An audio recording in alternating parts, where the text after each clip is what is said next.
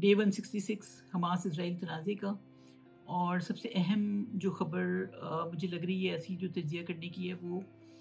آپ کے جو امریکی اعلان ہوا تھا ایک ہفتے پہلے، جو بائیڈن نے جو اپنے اسٹیٹ آف دا یونین خطاب، ان کا ایک ہوتا ہے سالانہ خطاب ہوتا ہے عوام سے امریکی صدر کا، اور بڑا اہم خطاب ہوتا ہے، اس میں بائیڈن نے یہ اعلان کیا تھا کہ ہم جو ہے وہ ایمرجنسی بنیادوں کے اوپر غزہ کے اوپر ایک پورٹ کی تعمیر کریں گے، اور وہاں سے جو ہے وہ ہم ہیومینیٹیرین ایڈ جو ہے وہ غزہ پہنچائیں گے۔ اور ان کا کیا بڑے سنجیدہ نظر آ رہے تھے وہ غزہ میں جو مسائل ہیں اس وقت، بھوک کے اور قحط کی جو صورتحال پیدا ہو گئی ہے، جو یونیسیف، اونروا اور اب یو ایس ایڈ نے بھی یہ بات جو ہے وہ کرنا شروع کر دی ہے۔ یو ایس ایڈ کی جو سربراہ ہیں سمانتھا پاول، انہوں نے بھی جو ہے وہ بہت زور دے کر یہ بات کہی ہے کہ بہت زیادہ وہاں پر جو ہے وہ اس وقت حالات خراب ہیں اور قحط کی صورتحال پیدا ہو گئی ہے وہاں۔ اس کا خطرہ نہیں ہے، اب تک خطرے کی نشاندہی کر رہے تھے عالمی ادارے جو تھے، اور اب جو ہے وہ آپ کے یہ کہا جا رہا ہے کہ قحط شروع ہو چکا ہے اور بچے جو ہیں وہ مارے جا رہے ہیں وہاں پر۔ تو اس حوالے سے امریکہ نے یہ اعلان کیا تھا، اور بظاہر تو بڑا خوش آئندہ اعلان لگا تھا، لیکن میں نے پچھلے ولاگ میں بھی اپنے کہی تھی یہ بات کہ ان لوگوں سے کسی خیر کی توقع نہیں ہے، کیونکہ یہ اسرائیل جو کچھ کر رہا ہے وہ انہی کی آشیرواد کے اوپر کر رہا ہے، انہی کی مرضی سے کر رہا ہے، انہی کی مدد کے ذریعے کر رہا ہے، ذرائع جو ہیں وہ یہی فراہم کر رہے ہیں۔ پوسٹ کی خبر ہے جو میں نے پچھلے اس میں بھی بتائی تھی یہ بات کہ 100 کے قریب اسلحے کے ڈیلز جو ہیں وہ 7 اکتوبر کے بعد سے امریکہ نے اسرائیل کے ساتھ کی ہیں۔ تو ایک طرف تو یہ ہے کہ اسرائیل امریکی بم جو ہے وہ غزہ کے سویلینز کو مارنے کے لیے استعمال کر رہا ہے، اور نمبر 2 یہ ہے کہ امریکہ جو ہے وہ ہیومینیٹیرین ایڈ کے لیے سنجیدہ نظر آ رہا ہے۔ تو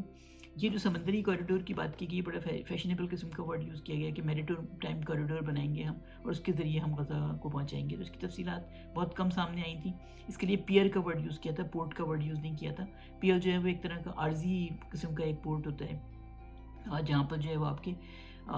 جہاں تک جہاز جا سکتا ہے، جہاز تو کھلے سمندر میں ہی ہوتا ہے ظاہر ہے، اور غزہ جو ہے شیلو پانی ہے، تو اس پر ابھی تک پورٹ موجود نہیں تھا۔ تو ان کا کہنا ہے کہ 2 ماہ میں وہ پورٹ تعمیر ہوگا، 1000 کے قریب امریکن سولجرز جو ہیں وہ اس میں حصہ لیں گے، اور 200 ٹرک کا لوڈ جو ہے وہ اٹھا سکے گا وہ روزانہ۔ تو اس حوالے سے میں نے بھی یہ بات کہی تھی، مجھے بھی شکوک و شبہات تھے، لیکن اب اور زیادہ الیکٹرانک انتفاضہ ہے کہ آپ کے ابو نیما کے نام سے ایک فلسطینی تجزیہ نگار ہیں، انہوں نے بھی بالکل یہی بات کی کہ 200 ٹرک جو ہیں وہ تو آدھی ضروریات بھی پوری نہیں کرتے پر ڈے کی، نمبر 1۔ نمبر 2 یہ کہ جب 2000 ٹرک اس وقت کھڑے ہوئے ہیں رفح کے اوپر، اور ہمیں ایمرجنسی بنیادوں کے اوپر وہاں پر غذا کی ضرورت ہے، تو آخر اسرائیل جو ہے وہ اس رفح کے بارڈر کو کھولنے پر کیوں نہیں راضی ہو رہا؟ مزے کی بات یہ ہے کہ اسرائیلی جو سیاسی لیڈرشپ ہے اور جو ملٹری لیڈرشپ ہے وہ اس پورٹ کے اوپر پوری راضی ہے، اس پورٹ کے بنانے پر۔ سوال یہ پیدا ہوتا ہے کہ کہاں تو ہر طرح کی رکاوٹیں ڈالی جا رہی ہیں، اونروا کے اوپر اٹیکس کیے جا رہے ہیں، اس کو ویلنائز کیا جا رہا ہے۔ آج کی خبر ہے یہ ہارٹس کی کہ باقاعدہ اسرائیل نے جو ہے وہ ایک میڈیا آپریشن کیا ہے یو ایس لا میکرز کو ٹارگٹ کر کے کہ اونروا کو بدنام کیا جائے، اور اونروا کو اور حماس کا تعلق کریٹ کر کے اونروا کو کسی طرح ختم کیا جائے۔ اور یہ اسرائیل، میں پہلے بتاتی رہی ہوں کہ نیتن یاہو نے کچھ عرصے پہلے اعلان کیا تھا کہ حماس کو اور اونروا کو دونوں کو ختم کیا جائے گا۔ اونروا جو ہے وہ کوئی دہشت گرد تنظیم نہیں ہے، یونائٹڈ نیشنز کا ادارہ ہے جو 75 سال سے غزہ کے اور جو باقی فلسطینی ریفیوجیز مختلف ملکوں میں مقیم ہیں ان کو جو ہے وہ ہیومینیٹیرین ایڈ پرووائڈ کرتا ہے۔ تو مسئلہ یہ ہے کہ یہ اونروا کو ختم کرنا چاہے کیوں ضروری ہے، اور پھر یہ کہ رفح بارڈر کیوں نہیں کھولا جا رہا اگر آپ ہیومینیٹیرین ایڈ دینا چاہ رہے ہیں تو خبر یہ ہے کہ اونروا کو جو ہے وہ باقاعدہ بدنام کرنے کی کوشش کی جا رہی ہے آپ کے یو ایس لا میکرز کے درمیان کہ یہ جو ہے حماس سے اس کا تعلق ہے۔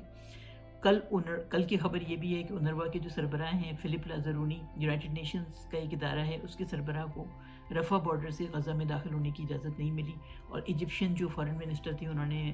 فلپ لازرونی کو بتایا کہ اسرائیل کی طرف سے ہمیں آرڈر نہیں ہے کہ ہم آپ کو اندر جانے دیں۔ اور اسرائیل سے جب پوچھا گیا تو ان کا یہ کہنا تھا کہ جی انہوں نے ڈاکیومنٹس نہیں دیے تھے اپنے پرانے، یا اپنے جو پراپر ڈاکیومنٹیشن تھی وہ انہوں نے نہیں کی تھی۔ اب سوال یہ ہے کہ فلپ لازرونی تو مسلسل جو ہے وہ غزہ کے اندر ہیومینیٹیرین آپریشن میں جو ہے وہ آپ کے انوالو ہیں، تو ایسا کیسے ہو سکتا ہے کہ ان کے پاس جو ہے وہ لیگل ڈاکیومنٹس نہ ہوں غزہ میں انٹر ہونے کے؟ نمبر 2، اونروا نے اس بات کی تردید کی کہ ایسا نہیں ہے، اسرائیلی حکام کو معلوم تھی یہ بات کہ وہ اندر جانا چاہ رہے ہیں۔ اب سوال یہ پیدا ہوتا ہے کہ رفح بارڈر اسرائیل نہیں کھول رہا، اور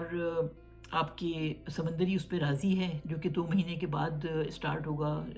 آپریشن جو ہیں اس پورٹ کے جو ہیں وہ 2 مہینے بعد اسٹارٹ ہوں گے، تو ظاہر ہے کہ اس میں کچھ نہ کچھ سم تھنگ فشی، اور ایک اور خبر جو ہے انہی کی مغربی اخبارات کی بھی اور اسرائیلی اخبارات کی بھی وہ یہ ہے کہ غزہ کی پٹی جو کہ شمال سے جنوب کی جانب ہے، شمال وہ حصہ ہے جہاں پر آپ کے حماس نے حملہ کیا تھا اسرائیل کے اوپر، اور جنوب جو ہے وہ حصہ ہے جہاں پر رفح بارڈر ہے. شمال سے جنوب لمبی پٹی ہے، اس کو بیچ میں سے جو ہے وہ آپ کے ایک کوریڈور بنایا جا رہا ہے جہاں پر اسرائیلی ڈیفینس فورسز کا جو ہے وہ آپ کے کنٹرول ہوگا. کنٹرول تو یہ بات پہلے بھی آتی رہی ہے، اسرائیل اعلان کرتا رہا ہے یہ کہ ہم جب ایک دفعہ ختم بھی کر دیں گے حماس کو تو اس کے بعد بھی غزہ کے اوپر ہم اپنا سیکیورٹی کنٹرول برقرار رکھیں گے. تو اس کے لیے جو انہوں نے پلاننگ کی ہے وہ ایسٹ اور ویسٹ سے غزہ کی پٹی کو بھی تقسیم کیا جا رہا ہے. اس سے پہلے یہ لوگ ویسٹ بینک کے اندر بھی تقسیم کرتے رہے، مختلف دیواریں بناتے رہے. اب یہ غزہ کے عوام کو بھی جو ہے وہ جو اتنی چھوٹی سی پٹی ہے 40 بائی 25 کلومیٹر تقریباً، اس میں بھی کچھ جگہ پر وہ اس سے بھی کم ہے جو اس کی چوڑائی ہے.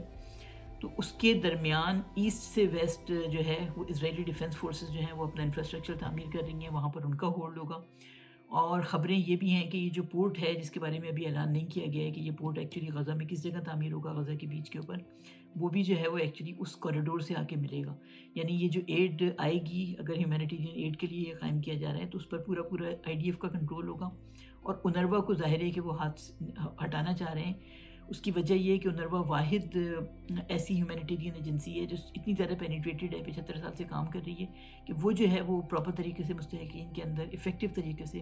ایڈ کو تقسیم کر سکتی ہے اور وہ اس قحط سے بچا سکتی ہے اس وقت غزہ کے جو باسی ہیں ان کو. اور یہ صرف UNRWA کے اپنے جو امپلائیز ہیں وہ یہ دعویٰ نہیں کر رہے، بلکہ ریڈ کراس اور جو دوسری وہاں پر ہیومینیٹیرین ایجنسیز ہیں وہ بھی یہی دعویٰ کر رہی ہیں کہ UNRWA کے علاوہ کسی اور ایجنسی کے پاس یہ اہلیت نہیں ہے کہ وہ افیکٹو طریقے سے جو ہے وہ غزہ کے تمام باسیوں تک فوڈ کو پہنچا سکیں. وہاں پر صورتحال کیا ہے اس وقت اندر آپ لوگ خود ویڈیوز وغیرہ دیکھ رہے ہیں، لیکن میں صرف بتا رہی ہوں کہ مغربی اخبارات کیا شائع کر رہے ہیں. نیکولس کرسٹوف کا وہ میں نے ڈسکس کیا تھا، انہوں نے اپنے ایک اسکالر لنگوسٹ کا تذکرہ کیا تھا، ایک ماہر لسانیات کا، جو کہ اس وقت غزہ میں محصور ہیں اپنے بچوں کے ساتھ اور بیوی کے ساتھ. تو ان کی سوشل میڈیا پوسٹ جو ہیں وہ نیکولس کرسٹوف جو ہیں وہ ڈالتے ہیں کبھی کبھی. تو انہوں نے کل جو آرٹیکل لکھا ہے، کل جو ان کا کالم آیا ہے نیو یارک ٹائمز کے اندر، اس میں انہوں نے وہ کیا ہے کہ ان ماہر لسانیات کے حوالے سے انہوں نے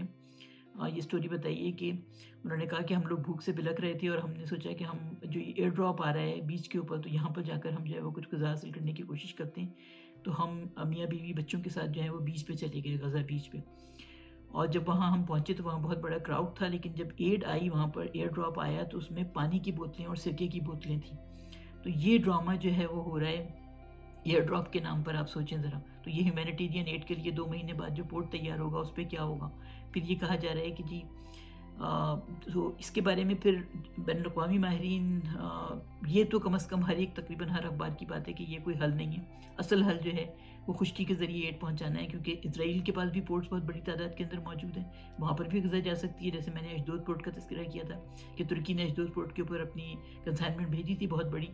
لیکن اس کو یہ امریکن سینیٹر کا کہنا تھا کہ اس کو جو ہے وہ اندر نہیں آنے دیا اسرائیلی حکام نے. دوسری طرف رفح بارڈر کے اوپر جو ہے وہ پابندی لگائی ہوئی ہے. جو ایئر ڈراپ کیا جا رہا ہے اس کی اجازت پتہ نہیں کیسے دے دی، جبکہ رفح بارڈر پہ پابندی لگا دی ہے. چلیں ایئر ڈراپ کے ذریعے جو کچھ آ رہا ہے وہ آپ سرکے کی بوتلیں بھیج رہے ہیں ان بھوکے لوگوں کے لیے جو کہ 5 مہینے سے تقریباً غزہ کی قلت کا شکار ہیں. میں کوئی بہت اپنے آپ کو پریگمیٹک سمجھتی ہوں، لیکن کل جو ہے وہ میں جب یہ جس طرح کی خبریں غزہ کی قلت کے حوالے سے آ رہی ہیں غزہ سے، اس نے مجھے بھی جو ہے وہ شدید پریشان کر کے رکھ دیا ہے. اور کیا کہا جائے اس کو، رمضان المبارک کی دعاؤں میں آپ لوگ جو ہے وہ ان کو یاد رکھیں غزہ کے باسیوں کو. اچھا، پھر ایک اور خبر یہ ہے کہ، اور ہارٹس کی خبر ہے، یہ اسرائیلی اخبار ہارٹس کی لیفٹ کا اخبار ہے، ویسے یہ حکومت کے اوپر بہت تنقید کرتا ہے لیکن بہرحال مستند اخبار ہے بہت زیادہ. اس کی یہ خبر ہے کہ اسرائیل نے باقاعدہ ایک آپریشن اسٹارٹ کیا ہے US لا میکرز کو ٹارگٹ کر کے کہ UNRWA کو جو ہے وہ بدنام کیا جائے اور UNRWA کا اور حماس کا تعلق جو ہے وہ کریٹ کیا جائے. اس کی وجہ یہ کہ پوری طرح سے اسرائیل جو ہے اس وقت جو جینوسائڈ کرنا چاہ رہا ہے وہ UNRWA کو ختم کیے بغیر نہیں کی جا سکتی. تو اس ڈائریکٹ اسرائیل جو ہے وہ UNRWA کو ٹارگٹ کر رہا ہے کہ اس کو کسی طرح ویلنائز کر کے اور اس کو بیچ میں سے نکال دیا جائے. میں پہلے بتاتی رہی ہوں اس وقت جو جینوسائڈ ہو رہا ہے اس کے اندر بہت بڑا رول جو ہے وہ اسرائیل کی رکاوٹوں کا ہے. یہ کوئی صرف جنگ کی وجہ سے اسٹارویشن نہیں ہوئی ہے، یہ مین میڈ اسٹارویشن ہے، جان بوجھ کے جینوسائڈ کا ایک طریقہ ہے جس کو اپنایا گیا ہے، جس کو اسرائیل استعمال کر رہا ہے، جس کو اسرائیل نے ویپنائز کیا ہے، اسلحے کی طرح اس کو استعمال کر رہا ہے اسرائیل جو ہے غزہ کی قلت کو. اور پھر آپ UNRWA کے پیچھے پڑھ کر UNRWA کو ختم کرنا چاہ رہے ہیں. اب US لا میکرز پہ کیوں دباؤ ڈالا جا رہا ہے؟ US لا میکرز پہ اس لیے دباؤ ڈالا جا رہا ہے کہ ظاہر ہے اسرائیل جو کچھ کر رہا ہے وہ امریکہ کی مرضی سے ہو رہا ہے. امریکہ کی جو ٹیکس پیئر ہے اس سے اس کو ایڈ ملتی ہے اسرائیل کو. امریکہ جو اسلحہ پرووائڈ کر رہا ہے وہی جو ہے وہ برس رہا ہے آپ کے غزہ کے باسیوں کے اوپر. تو اگر جو امریکی لا میکرز جو ہیں وہ امریکی رائے عامہ سے جو لوگ متاثر ہو رہے ہیں ان کے سامنے جو ہے وہ یہ رکھا جا رہا ہے اور اس کو UNRWA کو جو ہے وہ آپ کے متنازعہ بنانے کی کوشش کی جا رہی ہے اور اس کو جو ہے ویلنائز کرنے کی کوشش کی جا رہی ہے. اور میں آپ کو پہلے بتاتی رہی ہوں کہ بین المغربی ممالک کے اندر بھی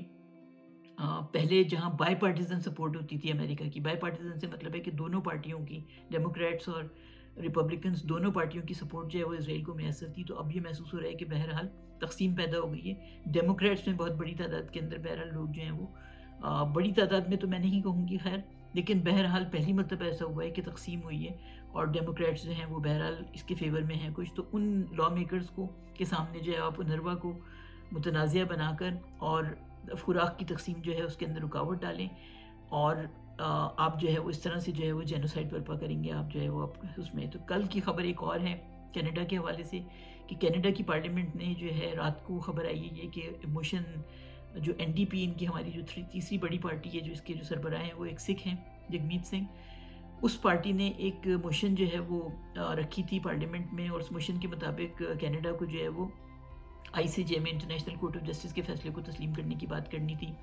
اور UNRWA کو ایڈ کے حوالے سے جو پہلے ہی تسلیم کر چکی تھی کینیڈین گورنمنٹ وہ تھی، سیز فائر کے حوالے سے مزید کام کرنے کے حوالے سے بات کی اور کچھ اور بھی اس طرح کی آپ کے جنگ کے حوالے سے باتیں تھیں. تو اس کو اس موشن کو جو کہ نان بائنڈنگ ہے اس کی ایک سمبولک اہمیت سمجھ لیں آپ کہ ہے کہ پارلیمنٹ کے ممبرز نے بہرحال اس کو سپورٹ کیا ہے اس موشن کو اور 218 ووٹ ملے ہیں غالباً اس کو فیور میں اور 118 ووٹ ملے ہیں اس کے خلاف اور وہ تقسیم کینیڈین پارلیمنٹ میں آپ کے منظور ہو گئی ہے. اس سے فارن پالیسی پہ ڈائریکٹ اثر پڑنا تو وہ نہیں ہے، لیکن بہرحال اگر ہم دیکھیں تو کینیڈین گورنمنٹ بھی بہت سارے فیصلے اس نے ایسے کیے ہیں جیسے سیز فائر کے لیے بھی بہرحال راضی ہو گئی، جنرل اسمبلی میں بھی انہوں نے دیا اور نیوزی لینڈ اور آسٹریلیا کے ساتھ مل کر جو ہے ایک جوائنٹ لیٹر بھی انہوں نے وہ کیا ایشو کیا کہ فوری سیز فائر کیا جائے.